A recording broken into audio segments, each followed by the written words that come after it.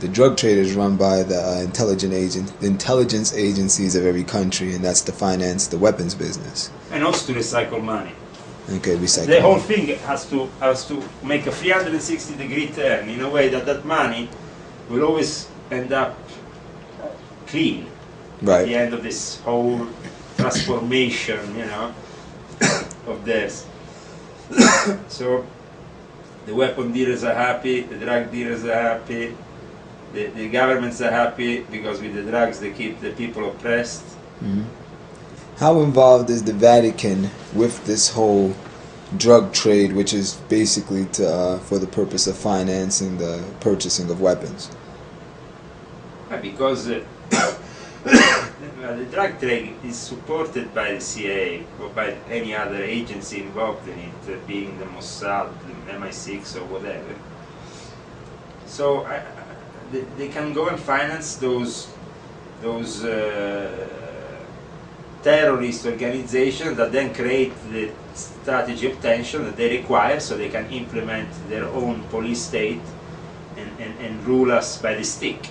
You know? Mm-hmm. Plus, as I said, the drug itself makes the person who is using it depending on something which supply is not guaranteed. So if, for example, in the future the government decides to truly close down those drug cartels and stop immediately and once and for all the possibility of these drugs being spread through your towns and through your cities, then at that point you will see a lot of people coming out in the street completely out of it because they are on a cold turkey situation and maybe they start shooting.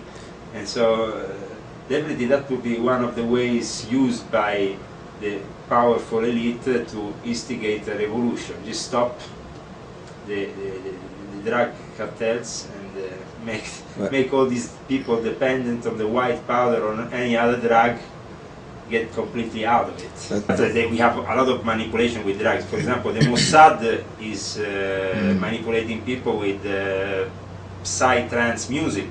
Right. All these big festivals of trance music, Israeli trance they call it.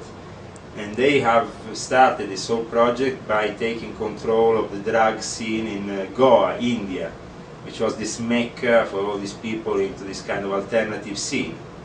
And so they can brainwash them with fake religious ideals, because after they take a few of these acids and they start obviously coming into contact with these demonic forces that can easily make themselves present in their life, and even they can sometimes bring them back from their dimension with them and never get rid of them anymore. So how involved are secret societies in the whole music industry?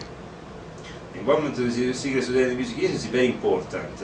Since the time of the establishment of certain lodges of Aleister Crowley in California, to the subsequent spread of the beat and then the hippie generation, and musicians like the Rolling Stones, the Beatles, and many others who not only have been highly influenced by the satanic creed, but have sometimes openly embraced it, like the Rolling Stones, who have made even an album called At Her Satanic Majesty's Request.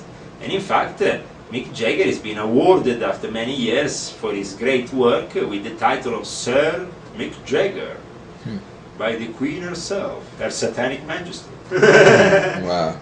So you know, you get even an award if you start, if you have sympathy for the devil. But does this even reach into the hip hop music culture? Yes. In the hip hop music culture, there is a lot of hip hoppers that are connected to Black Prince of Freemasonry. I'm myself somebody who followed the hip hop scene right at the beginning, right, when it was still genuine.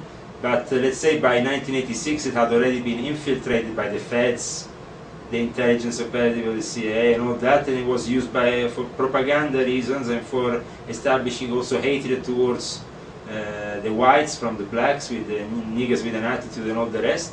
Mm-hmm. And after they started to politicize this whole gang phenomena, so they could use it for establishing this whole culture which has spread all over the world, not only in the United States, which is a culture of complete and utter dementia. I mean, it's all about the booty, how you shake your booty, about how many gold chains you have, how many cars you have, what kind of jacuzzi you have. These are all values of Satan himself. This is satanic. But we have a certain Freemasons or principles of Freemasonry that have been very important in this link between the gangs and the Masonic world. Okay. So between the illegitimate and the legitimate. Right. Wow. That's real interesting. And also for the use of symbolism that a lot of hip hoppers have done, using the Illuminati symbolism for their own, for promoting their own act. Like what symbol are you talking about? Can you show me with your hands? It can be the $1 bill, or it can be the classic Masonic symbol of square and compass, or, right. Or many others.